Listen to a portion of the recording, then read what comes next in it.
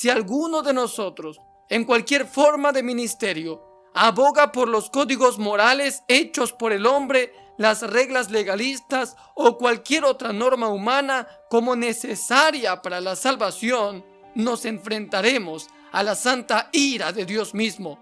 Nuestro Señor nos dice: no puedes salvarte a ti mismo, por eso yo vine.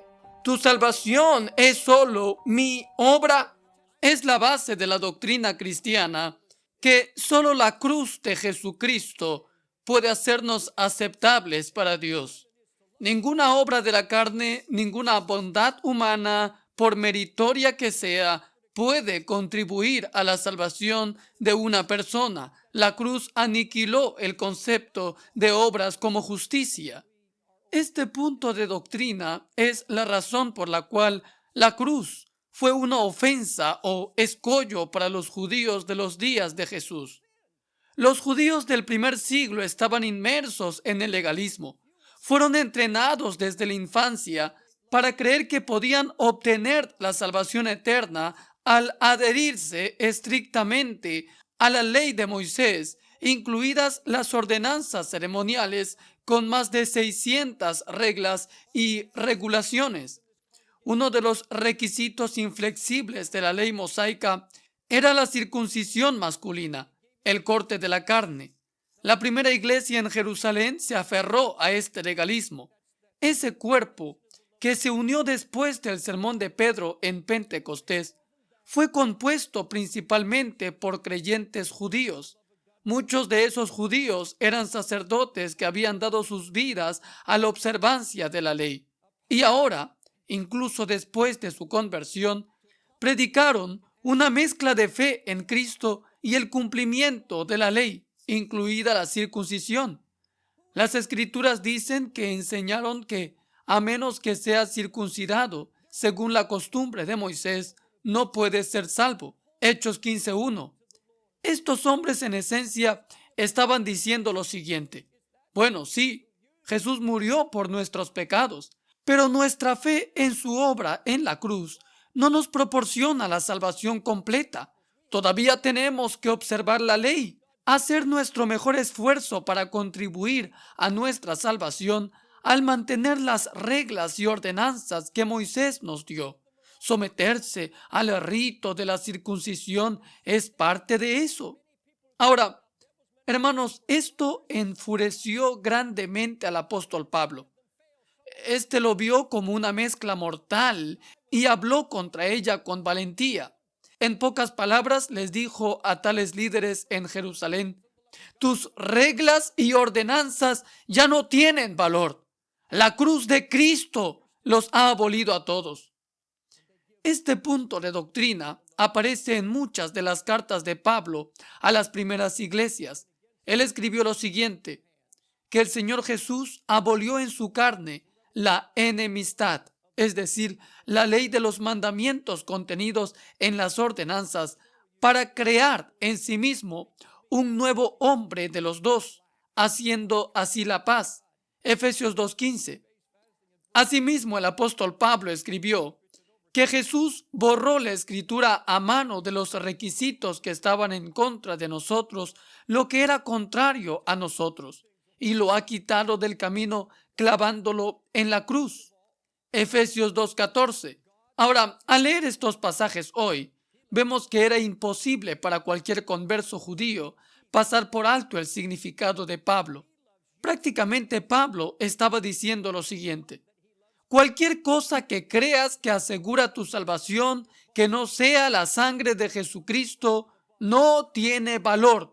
Todas tus obras de carne destinadas a hacerte justo ante Dios están completamente vacías. Jesús, en realidad, hizo una obra que satisface completamente la justicia de Dios. Él clavó para siempre en la cruz aquellos mandamientos los cuales tú debiste cumplir, pero Él los cumplió por ti. ¿Puedes imaginar lo ofensivas que fueron las palabras de Pablo para estos creyentes judíos esforzados y agobiados? Durante toda su vida habían emprendido la triste tarea de luchar con la ley, tratando de ganarse el favor de Dios. Habían observado diligentemente el lavado ceremonial de manos y utensilios para comer. Habían viajado solo las distancias legalmente prescritas en sábado. Se habían asegurado de nunca tocar o estrechar la mano de un gentil o incluso permitir que sus ropas se sacudieran contra ellos. Repetían largas y tediosas oraciones, cantaban durante horas y estudiaban la ley con escribas y fariseos. Todas las noches realizaban un inventario espiritual de sus obras y se desanimaban cuando descubrían que no habían observado ni una nota ni un título de la ley. Tales hombres vivían bajo una inmensa culpa y condena porque sus conciencias los acusaban de fracaso. Estas personas habían pasado vidas intentando ganar su salvación por esfuerzos propios. Y ahora Pablo les decía que todos esos años de obras no valían nada. ¿Puedes escuchar a esos sacerdotes objetando a Pablo? Ellos tal vez dijeron: ¿cómo te atreves a decirnos esto? ¿Realmente esperas que desconozcamos nuestros años de lucha, dolor y esfuerzo? ¿De repente ya no debemos confiar en el acto de la circuncisión después de años de creer que esta marca en nuestra carne sella nuestra aceptación ante Dios? ¿Cómo puede este antiguo rito que Moisés nos dio de repente ser inútil? Todo lo que se nos está diciendo, dirían ellos tal vez, es una ofensa para nosotros. Sin embargo, amados hermanos, esta es la proclamación de la cruz. Ella dice: no tienes poder ni medios para ganar el favor de Dios, aparte de venir a la obra terminada de Jesús en arrepentimiento y en fe. La cruz les dice a todos los hombres: no hay bondad en tu carne en absoluto. No hay nada que puedas ofrecer al Señor por tu cuenta. Cualquier justicia que creas que has logrado es trapo de inmundicia a la vista de Dios, de acuerdo con su palabra. Algunos de los judíos trataron de enturbiar las aguas, difundiendo rumores de que Pablo estaba de acuerdo con su doctrina mixta, pero se apresuró a dejar las cosas claras. Pablo escribió diciendo: y yo, hermanos, si todavía predico la circuncisión, ¿por qué sigo sufriendo persecución? Entonces la ofensa de la cruz ha cesado. Gálatas 5:11. Pablo entonces va a decir: espera un momento. Todos ustedes saben que yo predico la fe en Cristo como el único camino a la salvación. Y todos saben que eso es una ofensa para ustedes. Le ofende que la cruz eliminó todo su esfuerzo en la carne, todas sus reglas y regulaciones legalistas.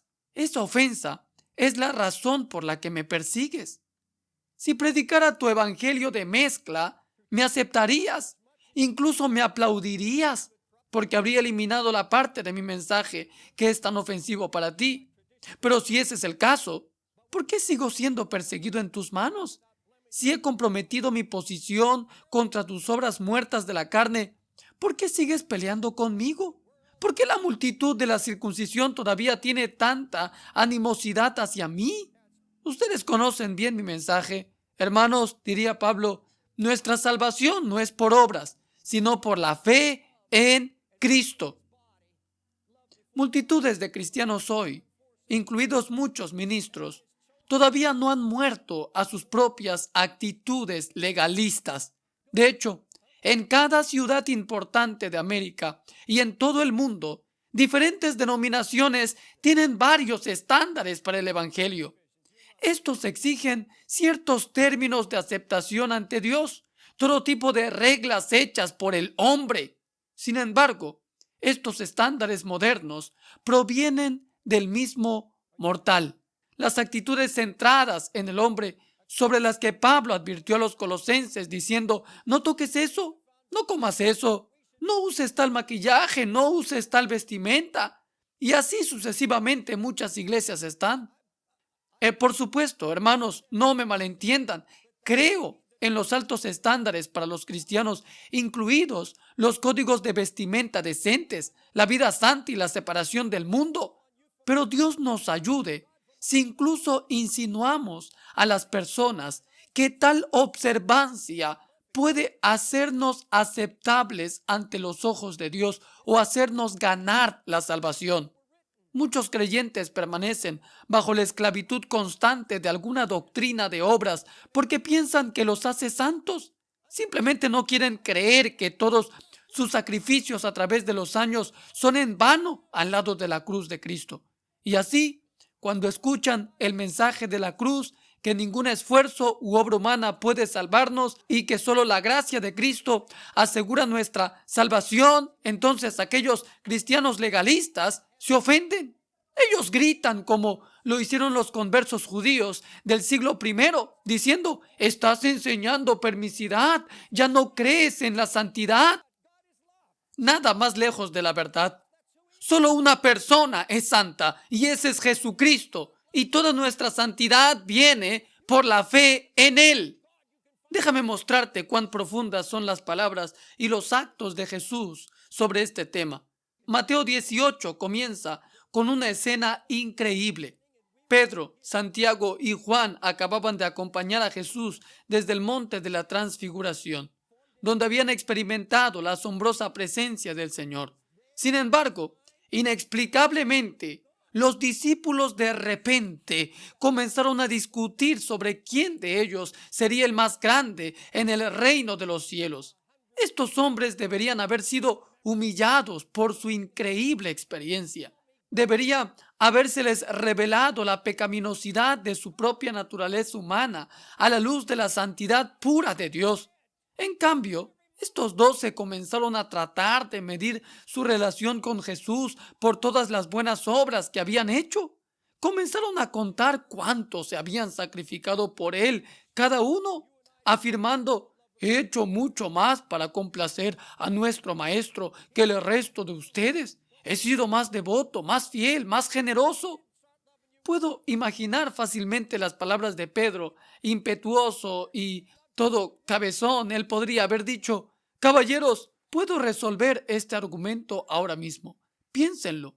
Acabo de bajar de la montaña de la gloria. Vi cosas allí que ni siquiera puedo hablar contigo. Dios realmente me habló. ¿Y puedo recordar quién fue el que caminó sobre el agua con nuestro Señor? Si alguien se ha ganado un lugar cerca del trono de Jesús, ese sería yo. Ahora puedo también imaginar cómo los otros no se quedaron atrás en sus autoevaluaciones. Aquí vemos una imagen de la competencia del antiguo pacto, el tipo de esfuerzo voluntario que conduce a una actitud de superioridad.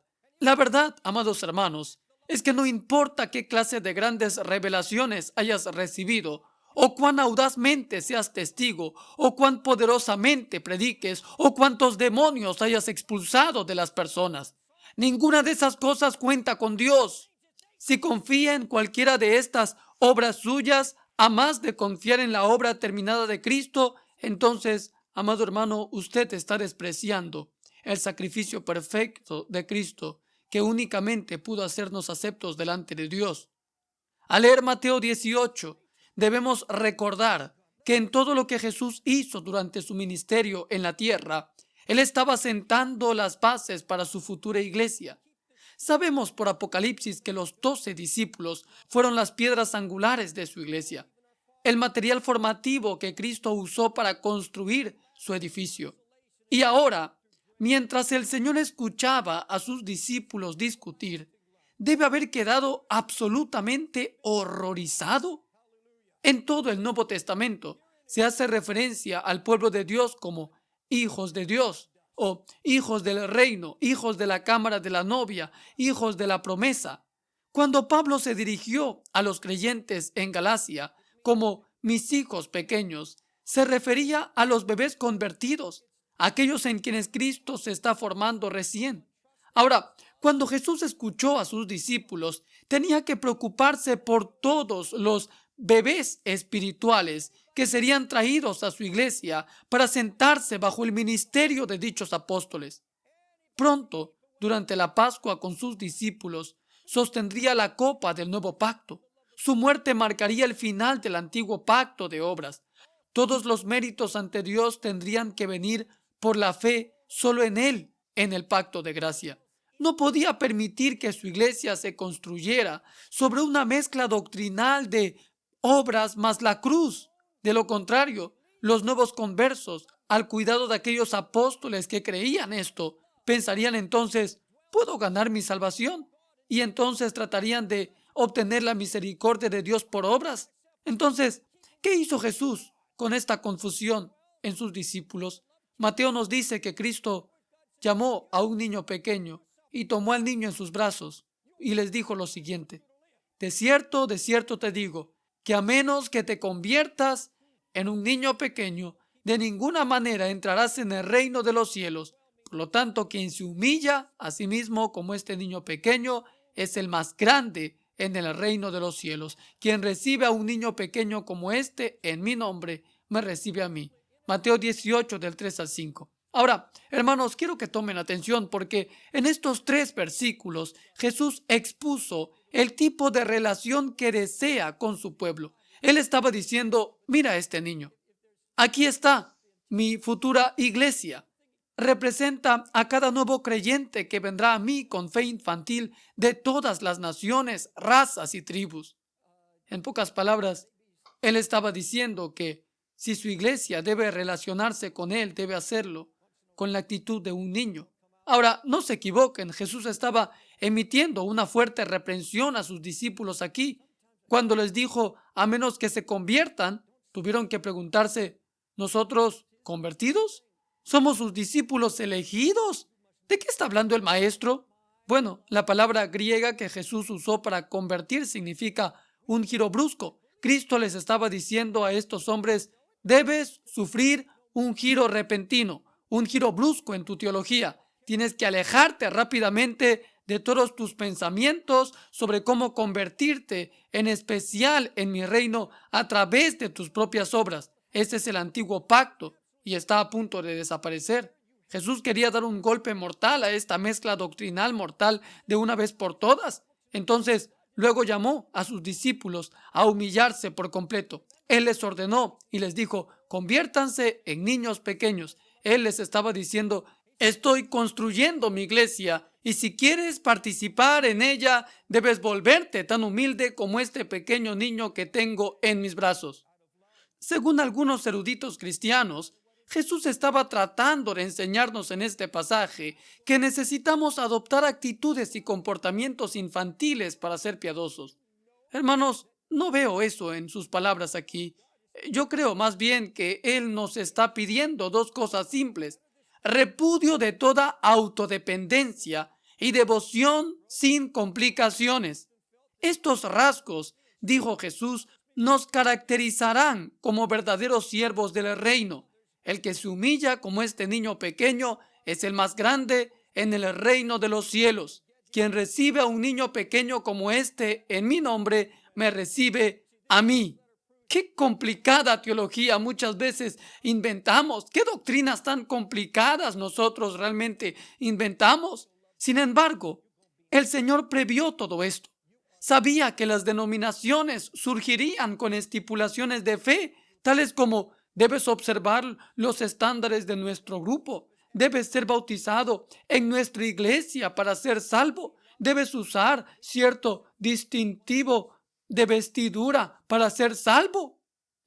Mientras los escribas y fariseos discutían sobre el lugar de nacimiento de Jesús, las circunstancias de su infancia, dónde y cuándo pudo haber obtenido su conocimiento espiritual, los hijos de los días de Cristo simplemente llegaron corriendo cuando los llamó. Se arrojaron a sus brazos amorosos, sin preguntas, dudas o argumentos. No tenían que descifrarlo. Ellos simplemente tenían que amar al Señor sin complicaciones, recibirlo en la fe de un niño. Vemos la devoción de los niños hacia Él descrita en Mateo capítulo 21. En este pasaje, los visitantes del templo y los cambistas estaban muy ocupados en sus actividades religiosas y funciones legalistas, tratando de ganar el favor de Dios. Pero considere lo que estaban haciendo los niños. Los niños, dice el texto en Mateo 21:15, estaban gritando en el templo y diciendo, Hosana al hijo de David. Estos niños o adolescentes, quienes estuvieran allí, estaban ocupados simplemente adorando a Jesús. Por favor, hermanos, no quiero que me malinterpreten. Creo que la doctrina es esencial. necesitamos entender conceptos teológicos importantes como la justificación por la fe y la santificación. Pero, amados hermanos, si nuestro conocimiento de estas cosas no produce vida en nosotros, todo es letra muerta. Por otro lado, aquellos que vienen a Jesús en devoción infantil reciben un verdadero entendimiento espiritual. En Juan 7:17, Jesús dijo: si alguien quiere hacer la voluntad de Dios, sabrá que mi doctrina es de Dios y yo no hablo por mi propia cuenta. Cristo está diciendo aquí: simplemente ámame como lo hacen estos niños que confían. Entonces ganarás comprensión. Te he traído un nuevo pacto y he eliminado todas las reglas y regulaciones. Todo lo que te pido es que corras a mis brazos y confíes en mí para darte todo lo que necesitas. Te enseñaré sobre la obediencia del amor. Muchos pastores, especialmente, necesitan ser convertidos de su teología que dice: yo puedo hacerlo por mi cuenta. Su pensamiento necesita dar un giro brusco del espíritu tonto de la competencia. Obras de carne que se centran en quién tiene el edificio de la iglesia más grande, la congregación más grande, el presupuesto más grande, la mejor música, las mejores reuniones de alabanza. Tales hombres deben apartarse de su búsqueda constante de nuevas formas de obtener resultados. Necesitamos volver al armario secreto de la oración y depender únicamente de Dios y no del esfuerzo humano.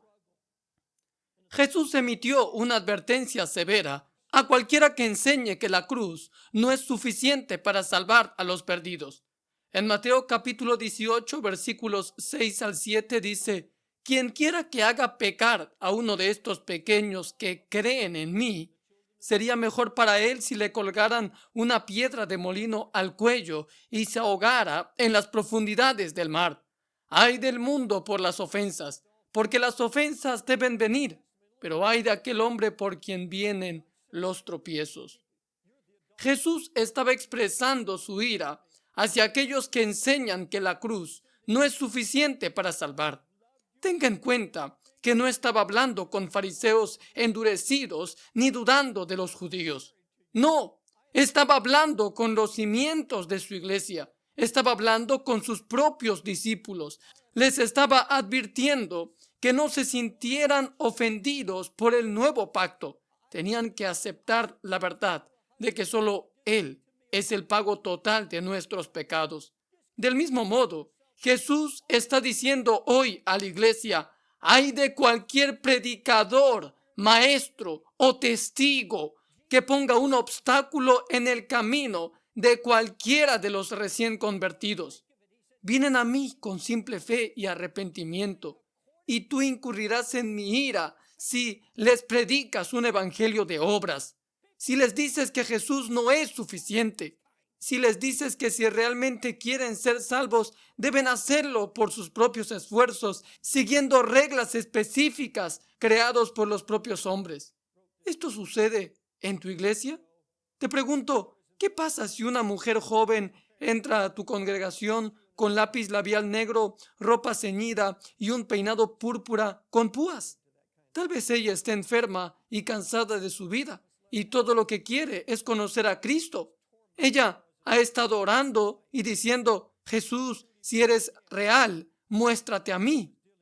Sin embargo, ¿qué pasaría si por ahí aparece alguien que está horrorizado por la apariencia de esta joven y dice simplemente: lo siento, señorita, no puedes ser cristiana y verse de esa manera?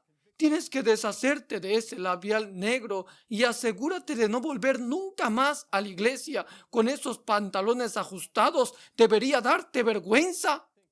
O tal vez un hombre joven con cabello largo y olor a alcohol entra a un servicio de adoración.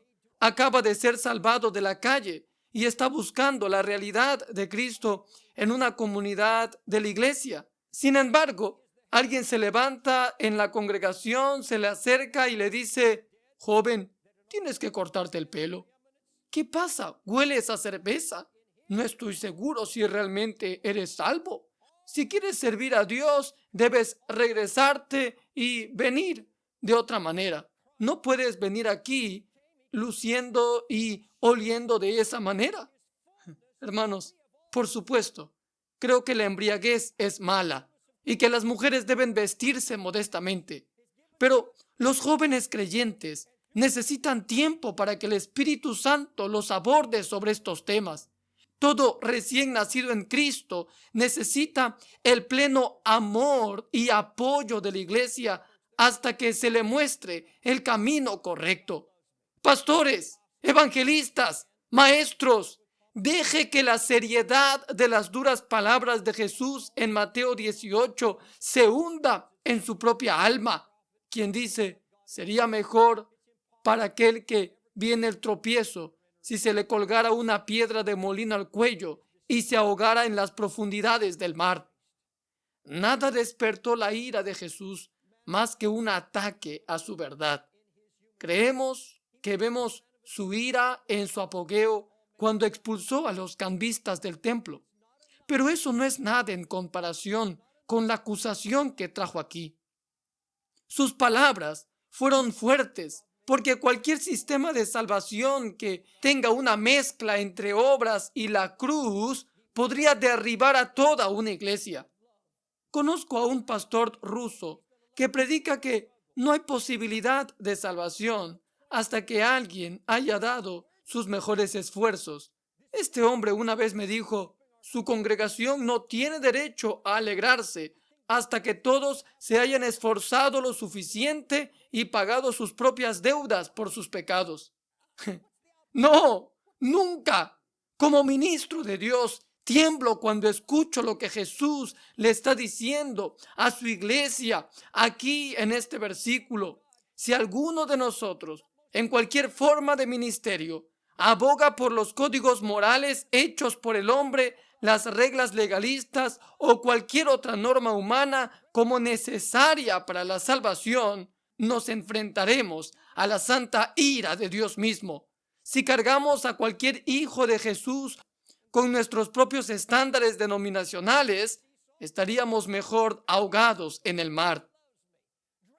Ahora llegamos a uno de los pasajes más incomprendidos de toda la Escritura, lo que se conoce como el pasaje de mutilación. Jesús les dijo a sus discípulos esto, Mateo 18 del 8 al 9. Por lo tanto, si tu mano o tu pie te es de tropiezo, córtalos y tíralos de ti. Es mejor entrar en la vida manco o cojo en lugar de tener 2 manos o 2 pies para ser arrojados al fuego eterno. Y si tu ojo te es de tropiezo, sácalo y tíralo. Es mejor entrar a la vida con un ojo en lugar de tener 2 ojos para ser arrojados al fuego del infierno. Jesús comenzó este pasaje con la palabra por lo tanto, que significa a la luz de esto. Estaba vinculando su declaración aquí con el contexto de la lección que había estado enseñando sobre mezclar las obras con la obra de la cruz. Entonces, cuando dijo aquí, si tu mano o el pie te es ocasión de caer, estaba hablando de el tropiezo que la cruz trae al propio orgullo de la carne. Encontramos más aclaraciones en la carta del apóstol Pablo a los Gálatas, porque él tomó esta misma enseñanza. Recuerde que los creyentes judíos en esa iglesia estaban enredando a los hijos de Cristo con un yugo de esclavitud, insistiendo en que todos los creyentes deben ser circuncidados para ser salvos. Como notamos, Pablo reprendió a todos los que enseñaron esto en términos claros. Aquí están sus palabras a los Gálatas. Gálatas capítulo 5 versículos 4 al 6. Te has alejado de Cristo. Tú que intentas ser justificado por la ley, has caído en desgracia, porque nosotros por el Espíritu esperamos ansiosamente la esperanza de la justicia por la fe, porque en Cristo Jesús ni la circuncisión ni la circuncisión sirven de nada, sino la fe que obra a través del amor.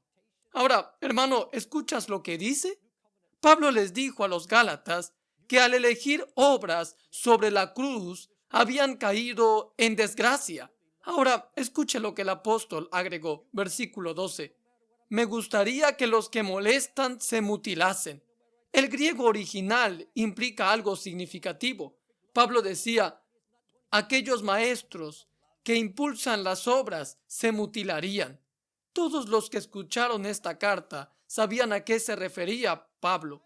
Una ciudad principal de Galacia llamado Pessinus era conocida por adorar a una diosa llamada Cibeles. Sus devotos seguidores se llamaban Apocopi y sus sacrificios incluían la automutilación, golpeándose la espalda hasta quedar ensangrentados. Pablo les estaba diciendo a los Gálatas: si vas a tratar de evitar la cruz, confiando en el corte de tu carne para agradar a Dios, entonces, ¿por qué no ir hasta el final? Únete a aquellos adoradores de esos dioses paganos que se flagelan el cuerpo. Si dices que tu teología es buena, entonces un poco de flagelación, esfuerzo humano no te servirá de mucho. Necesitarás flagelarte todo el cuerpo para entrar al reino de los cielos. Jesús nos cerró su lección con estas palabras. Capítulo 18, versículo 11 de Mateo. El Hijo del Hombre vino a salvar lo que se había perdido. Nuestro Señor nos dice: no puedes salvarte a ti mismo. Por eso yo vine. Tu salvación es solo mi obra. ¿Has venido al lugar donde finalmente has renunciado a toda dependencia de tu propia carne? ¿Has dicho: Señor, sé que no puedo manejarlo? Esta mano, este ojo, este pie mío ha tomado el control de todo. Si aún vives bajo la esclavitud del antiguo pacto, siguiendo meramente leyes establecidas, debes arrepentirte y confesarlo. Y decir: Jesús, ya no tengo el control, he estropeado todo a lo que he puesto mi mano. Ahora te pido que tu Espíritu Santo quite todo mal que se haya arraigado en mi pensamiento. Que tu Espíritu Santo elimine todos mis deseos y hábitos ofensivos y pecaminosos en los miembros de mi cuerpo, mis propias formas carnales de tratar de complacerte. Amado hermano, simplemente coloque su confianza total, absoluta, en la obra terminada de la cruz. Y entonces sus promesas y provisiones vendrán a ti para vencer el pecado y vivir para la gloria de Dios.